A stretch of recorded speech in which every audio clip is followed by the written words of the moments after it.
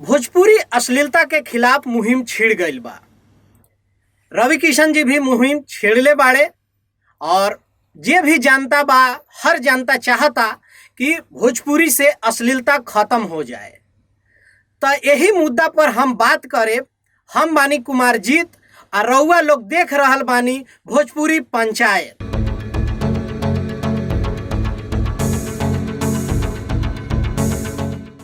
भोजपुरी में super star कहे जाए वाला, अब के हम सुपर स्टार कहीं कि नकली स्टार कहीं कि धमकी स्टार कहीं कि का कहीं, ई रउआ लोग डिसाइड कली कि हम इनके कौना नाम से बुलाई। काहे से कि एगो गाना आइल बा टी सीरीज आ हमार भोजपुरी पर, कोरा में सुतबा मोटा जइब। आ हम देखनी है कि 10 घंटा में सिर्फ 5000 व्यू बा। जे चैनल के 10 मिलियन सब्सक्राइबर होके आ 10 घंटा में 5000 व्यू हुए, इससे पता चल सकेला कि स्टारडम कितना बा। काहे से कि आप रउआ लोग तो जानत होखेम कि इनकर गाना आवते ब्लास्ट हो जाला। 1 मिलियन, 2 मिलियन, 3 मिलियन के टैग पे टैग लागेला, पोस्टर पे पोस्टर लागेला। आ इनकर कुतवन लोग केक काटेला, सेलिब्रेट करेला।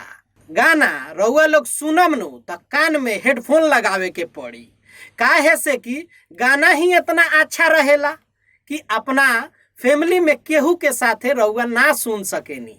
अभी एगो हाल ही में गाना आई रहा, नाच के नचनिया का ई बनावे वाला लोग, आ चाहे मेकर्स के बात करी चाहे गावे वाला के बात करी, सुपरस्टार भोजपुरी के खेसारी लाल यादव, एमें एकर मेकिंग देख ली रउआ लोग।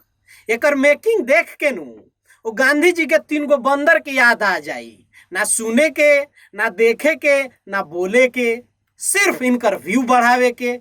काहे से कि जानते बानी स्टारडम बा, सुपरस्टार हुए, केहू से धमकी दे दी है, केहू के मार दी है, इनकर तो आदत बा। तो रउआ लोग तो जानते बानी, अगर आप इनका बारे में कुछ गलत कमेंट्स कर देनी तो ई लाइव आ जाई हैं। लाइव आके वो हो हल्ला मचावे ले कि भोजपुरी के सारा स्टारडम न पता चल जाला कि कितना अच्छा बा।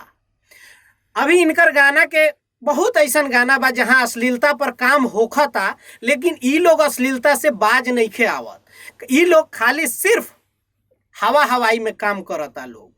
राकेश मिश्रा के भी बात कली, उनकर भी एगो गाना रिलीज भइल बा। ओहू में आप रउआ लोग जाके देख सकतानी कि वीडियो कितना गंदा बा। फैमिली में बैठ के उ ना देख सकेनी। हालांकि रितेश पांडे लाइव आके और न्यूज चैनल पे भी आके कहता रहे कि उ अपना जितना भा अश्लीलता से मुद्दा से छिड़ल और अश्लीलता दूर करे के उ में सहयोग करी है। काहे से कि उनकर एगो गाना आइल है, सैड सॉन्ग अभी आइल रहा, बड़ा अच्छा गाना बा रितेश पांडे के। तो हम रितेश पांडे के कहब कि रितेश पांडे की जौन भूमिका बा अच्छा बा। वो कहले कि हमार जौन गलती हो गई वहाँ के एक्सेप्ट भी कैले कि हमरा से जौन भोजपुरी गाना में अश्लीलता कुछ गाना हो गई बा चटक मटक, तो हम माफ़ी चाहतानी कि जौन गाना बा ओके उतार दे। हम चैनल से रिक्वेस्ट करके उतरवा दे हम, और आगे से हम ऐसा कोनो गाना ना गाइब जिससे भोजपुरी समाज हमार कलंकित होके या चाहे अपमानित होके दूसरा राज्य में हे दृष्टि से देखल जाए। ये अश्लीलता के आई जौन दूसरा स्टेट में जौन ये नज़र से लोग देखा था भोजपुरी के, एकर जिम्मेदार के बा।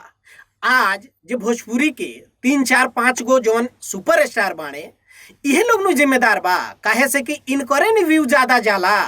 इनकर गाना चाहे इनकर वीडियो चाहे इनकर फिल्म ज़्यादा टीवी पर, ज़्यादा सिनेमा घर में, ज़्यादा यूट्यूब पर सर्च कल जाला, ज़्यादा देखल जाला। तो इनकर जिम्मेदार भी यही लोग बा। जे तरह रितेश पांडे ए मुहिम में आगे आयल बड़े, वही तरह से सब लोग जितना स्टार बा सब लोग आए और प्रॉमिस करे कि आगे से ये तरह के गाना ना गावे लोग, ना रिलीज होके, और भोजपुरी अश्लीलता के हमनी के मिल के दूर कल जाओ, ताकि भोजपुरी जो पहले देखल जात रहे वही भोजपुरी आज भी आवे वाला समय में देखे, हम अपना फैमिली के साथ बैठ के देख ली। तो बस आज खातिर इतना ही। हम फिर कोनो वीडियो में आइब आ भोजपुरी के जितना लोग बा जे अश्लील फैलाई उनका के हम बजाइब।